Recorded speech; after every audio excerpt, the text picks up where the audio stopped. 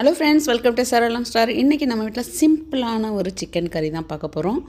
பாருங்கள், இப்போ கடாயில் ஸ்டவ் ஆன் பண்ணிவிட்டு எண்ணெய் காஞ்ச உடனே சிக்கனுக்கு தேவையான பட்டை, லவங்கம், ஏலக்காய், சோம்பு எல்லாமே போட்டுட்டு நல்லா பொரிஞ்சு வந்துருச்சு. இப்போ நல்லா கட் பண்ணி வச்சுருக்க ஒரு 2 பெரிய வெங்காயத்தை பொடிசாக கட் பண்ணியிருக்கேன். அதையும் நம்ம நல்லா போட்டு கோல்டன் ப்ரௌன் வர வரைக்கும் நம்ம நல்லா ஃப்ரை பண்ணி எடுத்துக்கலாம்.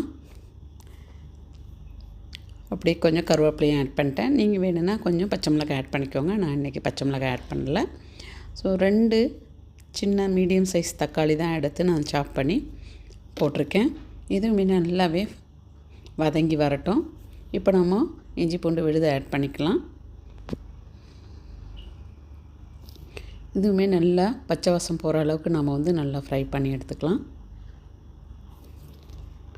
இப்போது குழம்புக்கு தேவையான கல் உப்பு ஆட் பண்ணிக்கிறேன். இதை வதக்கிட்டு இருக்கும்போதே நம்ம மசாலாவையும் ஆட் பண்ணிடலாம். கொஞ்சமாக சீரகப்பொடி போட்டிருக்கேன், மிளகு பொடி கொஞ்சம், மஞ்சத்தூள் கொஞ்சம், அடுத்து தனியா பொடி வீட்டிலையே நான் அரைச்சி வச்சது இது வறுத்துட்டு, ஸோ அந்த பொடி 2 ஸ்பூன் ஆட் பண்ணிக்கிறேன்.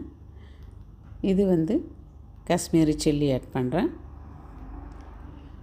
இது குழம்பு மிளகாத்தூள், நம்ம வீட்டில் எப்பயுமே போடுவோம் இல்லையா, அந்த மிளகாத்தூள் ஆட் பண்ணுறேன். நான் காரம் கொஞ்சம் கம்மியாக சாப்பிடுவாங்க பசங்கன்றதுனால நான் இவ்வளோ தான் ஆட் பண்ணியிருக்கேன். உங்களுக்கு வேணால் நீங்கள் உங்களுடைய காரத்துக்கு ஏற்ற மாதிரி நீங்கள் ஆட் பண்ணிக்கோங்க. கடைசியாக கரம் மசாலா, இதுவும் வீட்டிலையே நான் ரெடி பண்ணது தான். ஸோ நான் எந்த ஒரு மசாலா ஐட்டமுமே கடையில் வாங்க மாட்டேன். ஸோ எல்லாமே வீட்டிலையே ரெடி பண்ணி வச்சுருவேன். சீரகப்பொடி, மிளகு பொடி எல்லாமே வீட்டிலையே ரெடி பண்ணி வச்சுருவேன். இப்போ நல்லாவே ஃப்ரை ஆகிடுச்சு. இதே மசாலாவை தான் நான் போட்டு ஏற்கனவே சிக்கனை நல்லா ஊற வச்சுருக்கேன். ஏன்னா சிக்கனில் அந்த மசாலாலாம் இறங்கணுன்றதுனால கொஞ்சம் தயிரும் சேர்த்து ஆட் பண்ணியிருக்கேன்.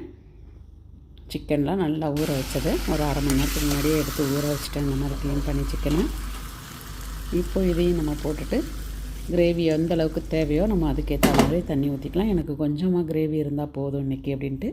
ஏன்னா நான் இன்றைக்கி பிரியாணி செஞ்சுருந்தேன். அந்த வீடியோ போட்டிருக்கேன், பாருங்கள். ஸோ அந்த பிரியாணிக்கு மேரினேட் பண்ண அந்த சிக்கன்லேயே தான் கொஞ்சம் கிரேவிலையும் எடுத்து போட்டிருக்கேன் நான். இப்போ பார்த்திங்கன்னா கிரேவி சிக்கன் நல்லா அப்படியே சூப்பராக வெந்து வந்துருச்சு. ஸோ இதையே நீங்கள் ரொம்பவே நல்லா சுண்ட வச்சு எடுத்திங்கன்னா நல்லா சூப்பராக ஒரு வறுவல் மாதிரி ஆகிடும்.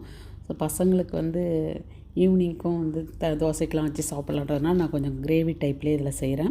ஸோ கிரேவி டைப் அப்படின்றதுனால நான் இப்போ மில்க் பவுடர் ஆட் பண்ணுறேன். தேங்காய் மில்க் பவுடர். இது நீங்கள் தேங்காவை அரைச்சி கூட நீங்கள் ஊற்றிக்கலாம். இது இங்கே பவுடராகவே கிடைக்கும். ஸோ அதனால் நான் தேங்காய் மில்க் பவுடர் ஆட் பண்ணிகிட்ருக்கேன். அவ்வளோதான் ஃப்ரெண்ட்ஸ், சிம்பிளாக சிக்கன் கிரேவி எப்படி பண்ணுறது அப்படின்னு சொல்லிவிட்டு நாம் பார்த்தாச்சு. இதில் நான் எந்த ஒரு கடையில் வாங்கின மசாலாவோ எதுவுமே நான் ஆட் பண்ணவே இல்லை.